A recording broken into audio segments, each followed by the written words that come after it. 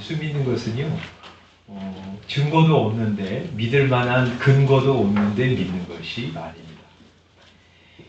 오늘 5장 31절에 보면 예수님이 이런 말씀을 하세요. 내가 만일 나를 위하여 증언하면 내 증언은 참되지 아니하라. 자신이 내가 하늘로부터 내려온 하나님의 아들이다. 내가 너희를 구원하러 온 구주다. 이렇게 말해도 그 증거가 말이죠. 예수님의 주장만 있으면 믿기가 어려워요. 그래서 예수님 그런 말씀 하시는 거예요. 내가 나를 위해서 증언하는 것만 있으면 내 증언은 참되지 않을 것이다. 그런 말을 하는 것이죠. 어떤 사람이 말이죠. 내가 구세주야. 내가 세상을 구원하러 왔어. 아무리 큰 소리로 말해도 그 사람 주장만 있으면 그거 어떻게 믿어요? 믿을 수 없는 거예요. 그래서 내 주장만 아니라 이 다른 주장들이 있다. 예수님 그런 말씀을 하시는 것이죠. 그래서 먼저는 말이죠. 예수님이 하늘로부터 내려오신 하나님의 아들이시고 온 세상의 구주라고 하는 것을 증언하는 존재들이 많아요. 첫 번째는 세례 요한입니다. 그래서 여기 31절에 이렇게 말씀하세요. 너희가 요한에게 사람을 보내매 요한이 진리에 대해서 참된 것에 대해서 증언하였느니라. 이렇게 말씀하십니다. 여러분, 예수님 당시에 최고의 설교자가 세례 요한이었어요. 하나님이 보내신 가장 큰 선지자였습니다. 이 사람이 회개하라, 하나님 나라가 가까이 왔다 하고 막 책망을 하니까 사람들이 막 마음이 녹아져가지고 이 세례 요한에게 와서 회개하고요. 자기 죄를 다 자복하고 회개 세례를 받았어요. 죄인 중에 죄인이라고 하는 세리까지 나와서 우리가 어떻게 살아야 됩니까? 하고 회개하면서 그에게 어떻게 살아야 되는지 갈 길을 물었고요. 거칠기로 유명한 군인들까지 나와서 자신들의 잘못을 다 고백하면서 우리는 이제 회개했는데 어떻게 살아야 됩니까? 하고 세례 요한의 가르침을 받을 정도였어요. 온 나라가 막 뒤집혔어요.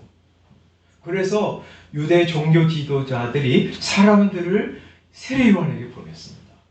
당신이 그 메시아입니까? 당신이 엘리야입니까? 당신이 메시아입니까? 하고 물었어요. 그때 세례 요한은 나는 아닙니다. 하고 분명히 말했습니다. 내 뒤에 오시는 한 분이 계신데 그분이 얼마나 놀라우신 분인지 나는 그분의 신발끈을 풀기도 합당치 못한 사람입니다. 그러면서 자기 뒤에 오시는 예수님을 세 가지로 소개했는데 그것이 요한복음 1장에 있어요. 세례 요한이 예수님을 모든 백성들에게 뭐라고 소개했냐면 1장 29절 요한이 예수께서 자기에게 나오심을 보고 이르되 보라 세상 죄를 지고 가는 하나님의 어린 양이로다. 우리 모든 사람들의 모든 죄인들의 죄를 다 짊어지고 가셔서 우리를 대신해서 죽으실 하나님의 어린 양이라고 소개했습니다. 두 번째는 33절 그가 곧 성령으로 세례를 베푸는 이인 줄 알라 하셨기에 우리 자신은 그냥 회개한 사람들에게 물로 세례를 베풀 뿐이지만 내 뒤에 오시는 저분은 사람의 심령을 완전히 바꾸시는 성령으로 세례를 주시는 분이다. 이렇게 소개를 해서 세 번째 34절 내가 보고 그가 하나님의 아들이심을 증언하였노라. 이렇게 말했어요. 저분은 우리와 똑같이 사람으로 오셨지만 그러나 사람의 아들만이 아니라 그분은 하늘로부터 오신 하나님의 아들이시다 하는 것을 선포했어요. 최고의 설교자이며 이 하나님이 보내신 가장 큰 선지자인 세례 요한이 바로 이분이 하나님의 아들이야. 이분이 너희를 죄에서 구원하실 구원자야 하고 소개했기 때문에 이게 증거예요. 두 번째, 그거보다 더 큰 증거가 있다고 5장으로 돌아와서 5장 36절에 말씀하세요. 내게는 요한의 증거보다 더 큰 증거가 있는데 그게 뭐냐면 아버지께서 내게 주셔서 이루게 하시는 역사, 다른 말로 하냐면 내가 하는 그 역사가 아버지께서 나를 보내신 것을 나를 위하여 증언하는 것이다. 이렇게 말씀하세요. 여러분, 예수님이 이 세상에 오셔서 말로만 뭐 하신 것이 아니에요. 그분은 말이죠, 사람은 뭐 도저히 따라갈 수 없고 흉내낼 수 없는 놀라운 기적들을 베푸셨어요. 그렇죠? 물로 포도주를 만드셨어요.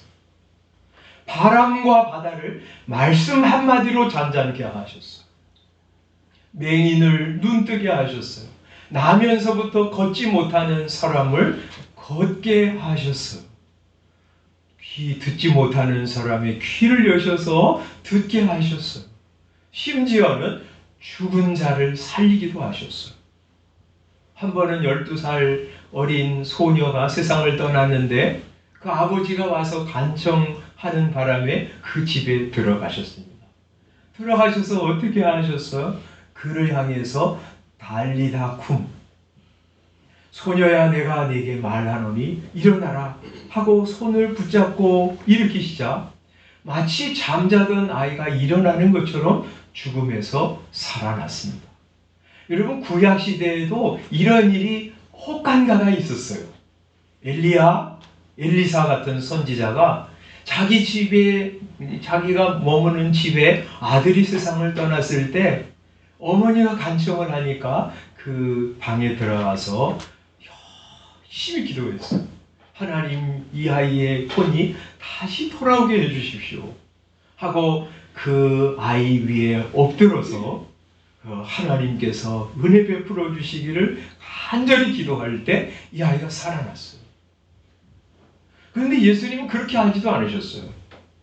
그 아이의 집에 들어가서 그냥 열심히 기도한 것도 아니고 뭐 그 아이 위에 엎드려서 하나님, 이 아이를 나처럼 여기시고 살려주십시오 하고 애쓴 것도 아니에요.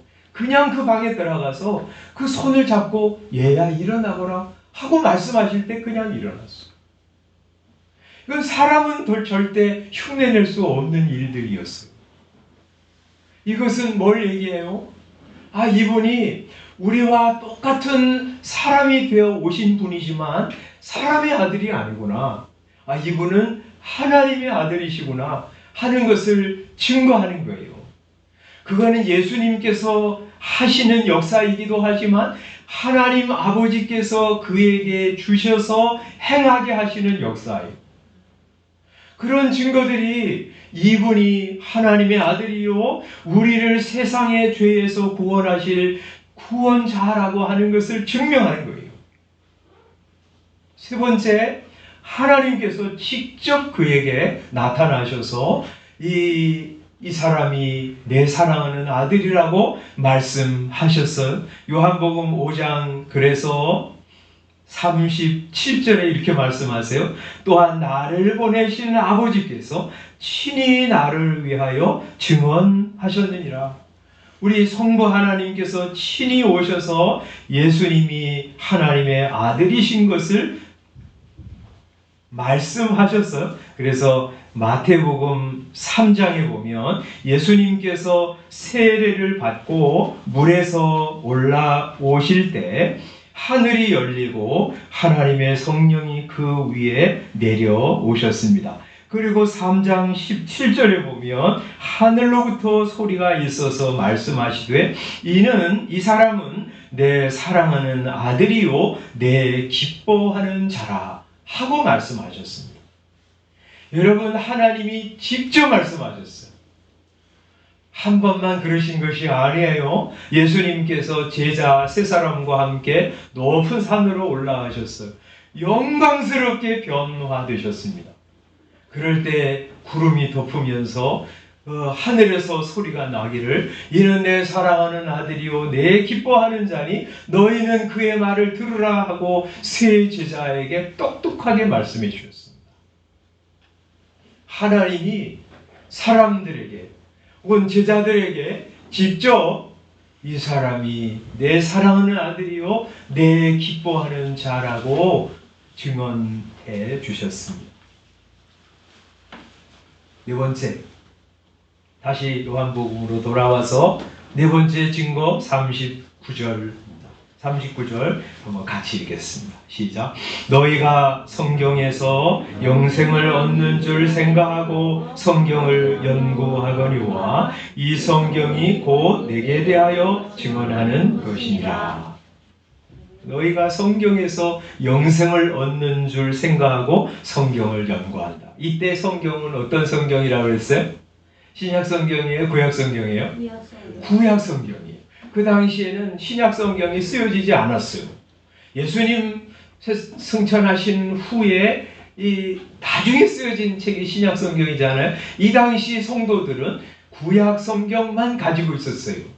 근데 구약 성경에 대해서 말씀하면서 너희가 성경에서 영생을 얻는 줄 생각하고 이 성경을 연구하는데 이 성경이 곧 내게 대하여 증언하는 것이다. 이렇게 말씀하세요. 그러니까 모든 구약 성경은 예수님을 가리키고 있는 거예요. 예수님이 오신다 하는 것을 계속 여러 각도로 보여주고 있는 것이 구약 성경이에요. 그래서 이제 구약 성경에는 예수님이 누구이신지, 어떤 분으로 오시는지, 오셔서 어떤 일을 행하실 것인지를 다각도로 설명하고 있잖아요. 대표적으로 너무나 뚜렷한 그런 구절들이 창세기 3장 15절이죠. 내가 너로 여자와 원수가 되게 하고 너의 후손도 여자의 후손과 원수가 되게 하리니 여자의 후손은 내 머리를 상하게 할 것이요 너는 그의 발꿈치를 상하게 할 것이니라 하고 사탄에게 말씀하십니다. 여자의 후손이 오셔서 사탄의 머리를 깨뜨리시고 사탄의 지배 아래에 있는 사람들을 건져내러 오실 것이라고 약속하셨어요. 시편 22편 1절에서는 나의 하나님 나의 하나님 어찌하여 나를 버리셨나이까. 예수님께서 십자가에서 이렇게 하나님을 향하여 기도하시면서 하나님의 버림을 받으실 것을 예언하고 계시오. 그래서 예수님께서 십자가에서 그렇게 기도하시면서 세상을 떠나셨잖아요. 엘리 엘리 라마 사박다니. 예수님께서 세상에 태어나실 것을 이사야 7장에서 예수님 오시기 700년 전에 이사야 선지자가 예언했습니다. 그죠? 보라, 그다음 뭐예요? 보라 처녀가 잉태하여 아들을 낳을 것이요 그 이름을 임마누엘이라 하리라 하고 예수님 어떻게 태어나실지를 알려주셨어요. 그분이 누구이신지를 이사야 9장에서 알려주셨어요. 한 아기가 우리에게 낳고 한 아들을 우리에게 주신 바 되었는데 그의 어깨에는 정사를 메었고 그의 이름은 기묘자라 모사라 전능하신 하나님이라 영존하시는 아버지라 평강의 왕이심이라 약속하셨어요. 그리고 이사야 53장에서는 예수님이 우리 죄를 담당하시고 어떻게 고난받으시고 죽으실지를 알려주셨어요.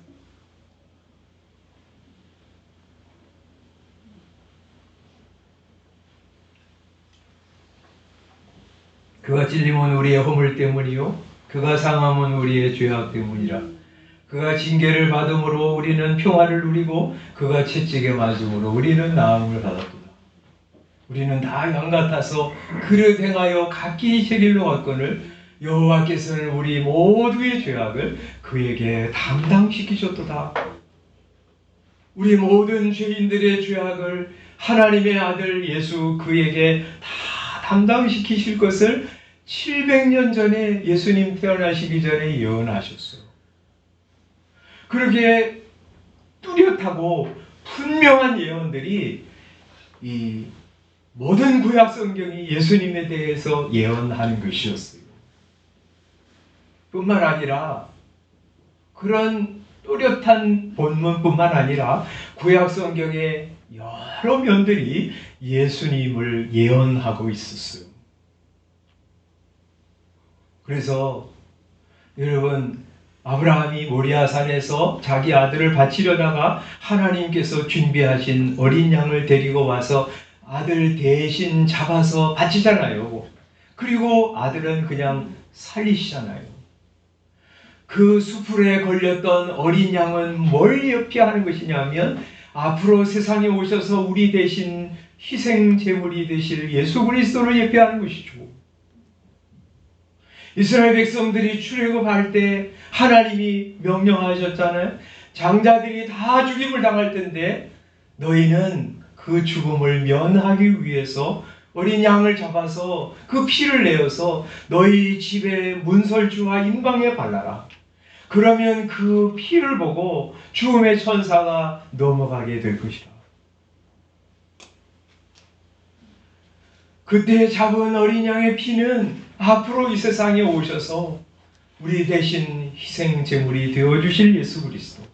그래서 그 안에 가면 어떤 사람이든지 저주를 받지 않고 생명을 얻게 되는 하나님의 어린 양 예수 그리스도를 예표하는 것이었어요. 그리고 그 이후에 이스라엘 백성들이 이 하나님이 주신 율법에 따라서 매일같이 제사를 드렸어요. 소로 제사 드리고 염소로 제사 드리고 양으로 잡아서 제사를 드렸어요. 그 모든 제사들은 하루도 빠지지 않고 드렸던 그 제사는 하나님의 어린 양, 자기 생명을 단번에 희생하셔서 하나님을 완전히 만족하게 해드리실 하나님의 어린 양을 예표하는 것이었어요. 그래서 세례 요한이 예수님을 소개하면서 이는 세상 죄를 지고 가는 하나님의 어린 양이라고 소개한 것이죠.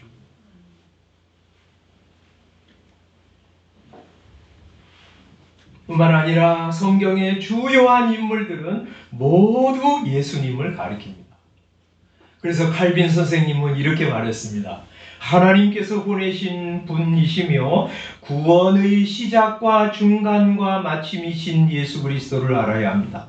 그분은 하나님 아버지께서 사랑을 받은 아들, 희생 제물로 바쳐졌으나 죽음의 힘에 굴복하지 않는 이삭이십니다. 그분은 자신에게 맡겨진 양들을 그토록 힘써 돌보는 깨어있는 목자 야곱이십니다. 그분은 선하고 가련한 형제 요셉이십니다. 하나님의 영광을 위하여 그의 형제들이 아무리 경멸스럽고 비천하더라도 그들을 부끄럽게 여기지 않으십니다. 요셉이 그렇게 했던 것처럼 자기 형제들을 부끄럽게 여기지 않고 용서하고 받아들였던 것처럼 우리 예수님께서도 그렇게 우리를 부끄러워하지 아니하시고 받아주시는 진짜 요셉이시라는 거죠. 그분은 위대한 대제사장 멜기세덱입니다. 단번에 영원한 제사를 드리셨습니다. 그분은 절대 주권을 가진 율법 제정자 모세이십니다. 하나님의 법을 하나님의 성령으로 우리 마음 돌판에 새기셨습니다. 모세는 하나님의 율법을 돌판으로 우리에게 전달해 주었지만 예수님은 하나님의 율법을 우리의 마음 신비에 새기셔서 하나님의 말씀을 이해하고 사랑하고 순종하도록 하시는 진짜 모세라고 하시는 거예요. 그분은 우리를 약속의 땅으로 행진하게 하는 충성된 장군 여호수아이십니다. 그분은 고귀한 승리의 왕 다윗이십니다. 그는 모든 반역을 굴복시키십니다. 그분은 존귀한 승리의 왕 솔로몬이십니다. 그의 나라를 평화와 번영으로 다스리십니다. 그분은 강력한 힘을 지닌 삼손이십니다. 죽음으로 모든 원수를 굴복시키셨습니다. 삼손이 마지막 힘을 다해서 블레셋의 수천 명의 사람들을 죽음으로 죽이셨던 것처럼 예수님은 자기 십자가의 죽음으로 모든 원수들을 굴복시키셨습니다. 이렇게 말이죠. 네 가지 증언. 최고의 설교자요, 하나님이 보내신 가장 큰 선지자이신 세례 요한이 예수님을 하나님의 아들이시라고, 이분이 우리를 진정으로 변화시키시는 구주라고 소개하고 증언한 것이 첫 번째고요. 두 번째 뭐예요? 예수님께서 행하신 사람은 도무지 따라갈 수 없고 흉내낼 수 없는 놀라운 기적들이 예수님이 하나님이신 것을 보여주고 있습니다. 세 번째는 하나님, 성부 하나님 자신의 증언, 그것이 하나님 아들이심을 증거하고 있어요. 네 번째는 모든 구약 성경이 예수님을 가리키고 예언하고 있어요. 예수님 왜 이런 말씀을 하시는 걸까요? 내가 하나님의 아들이야. 나는 너희를 죄와 흑암에서 구원하러 온 유일한 구원자이니 너희는 나를 받아야 돼. 하고 말씀하시는 겁니다. 여러분, 우리는 그보다 더 확실하고 분명한 증언들이 또 있어요. 뭘까요? 뭘까요?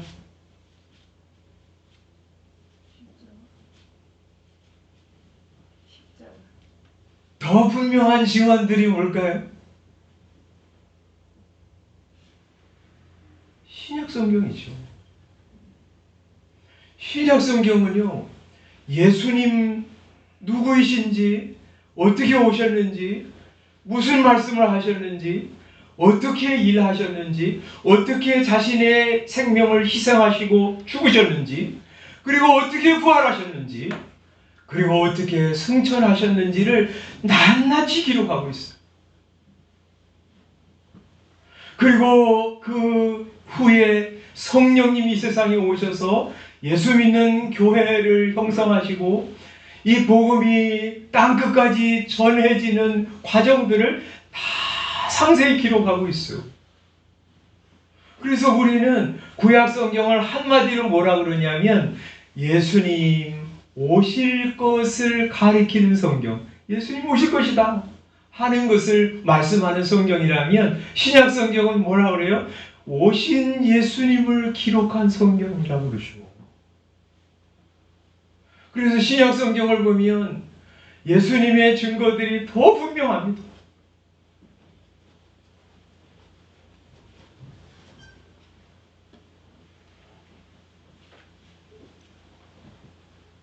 그 예수님을 만난 사람들이 말이죠, 삶이 변화되고 생각이 변화되고, 그래서 그 사람들이 가는 곳마다 인생이 바뀌고 가정이 변화되고, 그가 들어가는 곳곳마다 단체가 변화되고 사회가, 나라가 변화됐어요. 얼마나 많은 사람들이 세상을 변화시켰는지. 그래서 이 세상 역사를 뭘로 카운트합니까? 예수님 오신 것을 기점으로 해서 예수님 오시기 전의 시대를 주전의 시대라고 말하잖아요. 그리고 예수님 오신 이후의 시대를 주후라고 말하잖아요.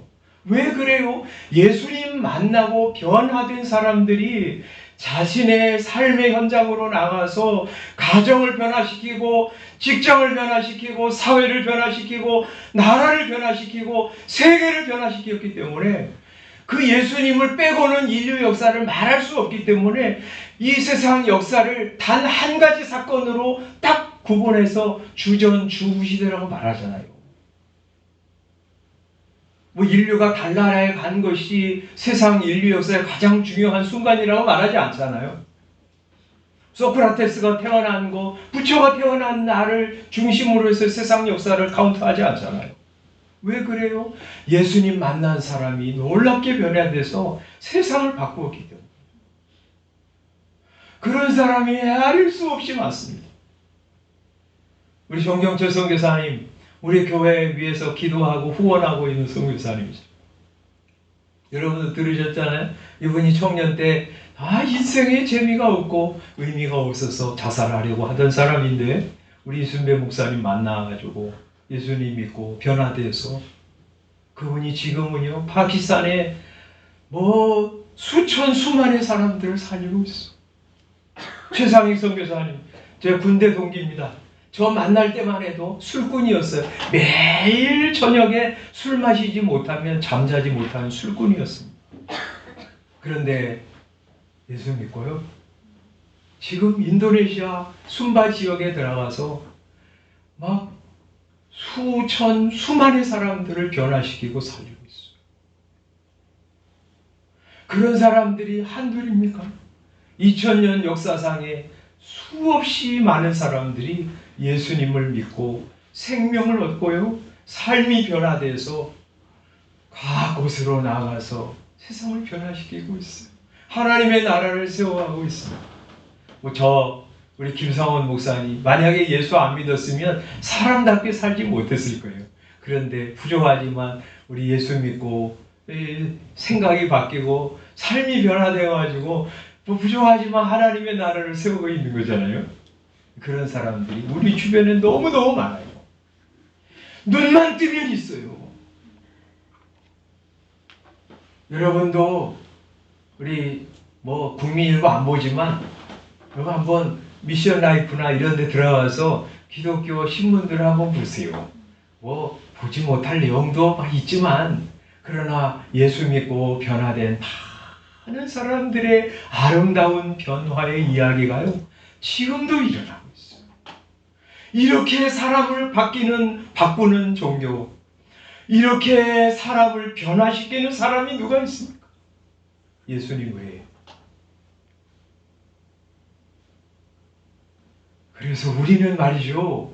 예수 믿는 거 증거도 없는데 근거도 없이 그냥 믿는 거 아니에요. 목사에 세뇌돼 가지고 할 수 없이 믿어야지 그렇게 믿는 거 아니에요. 예수 믿는 것은 받은 증거만도다. 그게 정말 우리의 고백이에요. 헤아릴 수 없이 많은 겹겹이 쌓인 증거들을 가지고 우리는 예수 믿는 거예요. 여러분 아직도 예수님을 의심하십니까?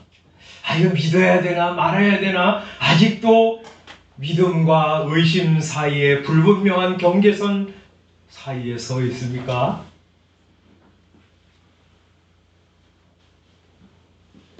증거들을 보십시오. 겹겹이 쌓인 증거들이 여러분 주변에 있고 여러분의 눈앞에 있습니다. 그거 보시고요.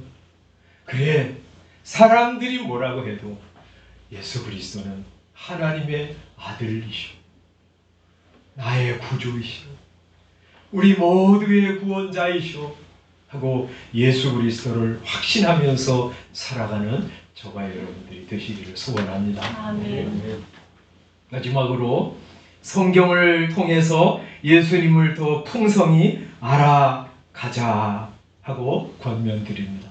올해 우리 리딩 지저스를 통해서 성경을 읽으려고 합니다.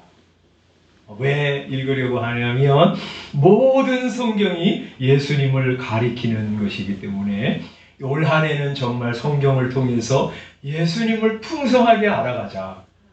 그래서 읽으려고 합니다. 성경 읽으면서 어떤 사람은 삶의 지혜를 얻습니다. 좋은 것이죠. 어떤 사람은 삶의 의미를 찾습니다. 좋은 것입니다. 어떤 사람은 이렇게 사업해야 되는구나 하고 거기서 경영의 원리를 발견하기도 합니다. 좋은 것이죠. 그러나 그보다 더 중요하고 정작 중요한 것은 예수님을 아는 것입니다.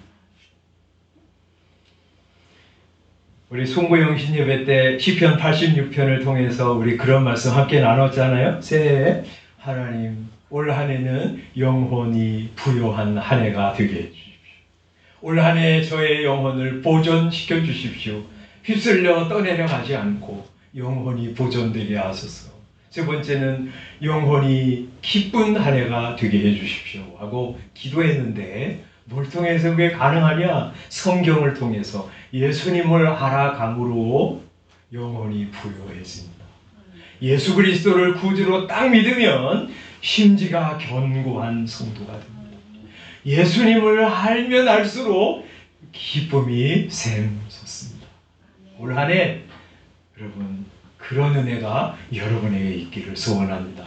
왜 아까 칼빈 선생님 우리 소개했는데 오늘 마지막으로 한번 칼빈 선생님의 이야기를 한번 더 소개합니다. 우리가 생각하고 말할 수 있는 어떤 선도 예수 그리스도 안에서만 발견할 수 있습니다. 그분은 우리를 높이기 위해 자신을 낮추셨습니다. 우리를 자유롭게 하시려고 자신을 종으로 내어주셨습니다. 우리를 부욕하여 하시려고 가난해지셨습니다. 그분은 우리에게 복을 주시려고 대신 저주를 받으셨습니다. 우리의 의를 위해 대속하셨습니다. 우리를 다시 빚으시기 위해 깨뜨림 당하셨습니다. 우리 생명을 위해 자신의 생명을 내어주셨습니다. 그렇게 죽으신 그로 인해 어떤 일이 일어나냐? 학대가 누그러지고 진노가 그치고 어둠이 밝아지며 악인이 의롭다함을 얻고 약한 자가 강해지고 환난이 위로를 받고 죄가 고발되고 모욕하는 자가 모욕을 당하고 두려움에 빠진 이들이 담대해지고 빚이 면제되고 노역이 가벼워지고 슬픔이 기쁨으로 바뀌고 불행이 행복이 되고 고난이 누그러지며 무질서가 정리되고 분열이 일치가 되고 치욕이 고귀해지고 반란이 진압되고 위협이 위협을 당하고 공격자들이 패퇴를 당하고 괴롭히는 자들이 괴롭힘을 당하고 수고하는 이들이 힘을 얻고 싸움을 일으키는 자들이 패배하고 전쟁을 일으키는 자들이 패전하고 푸틴이 그렇게 될 겁니다. 복수하는 자들이 복수를 당하고 저주하는 자들이 저주받고 희면이 희면에 던져지고 지옥이 지옥에 떨어지고 죽음이 죽고 필멸이 불멸이 됩니다. 예수님으로 인해서 세상이 바뀝니다. 모든 것이 변화됩니다. 올 한 해 예수님을 알아감으로 예수님을 내 인생의 주인으로 받아들임으로 여러분의 생각, 사상, 여러분의 습관, 여러분의 삶의 목적이 다 변화되기를 소원합니다. 부정적인 사람들이 긍정적인 사람들이 되고 늘 불평불만하는 사람들이 감사, 찬양하는 사람들이 되고 사살하려는 사람들이 삶의 의미를 발견하고 다른 사람을 해롭게 하던 사람들이 사람들을 희롭게 하고 자기 영광, 자기 칭찬에 목말라하던 사람들이 하나님의 영광을 위하여 자신을 기꺼이 드리는 사랑스러운 사람들로 변화되는 역사가 올 한 해 저와 여러분들의 생애 가운데 일어나기를 소원합니다. 기도하겠습니다.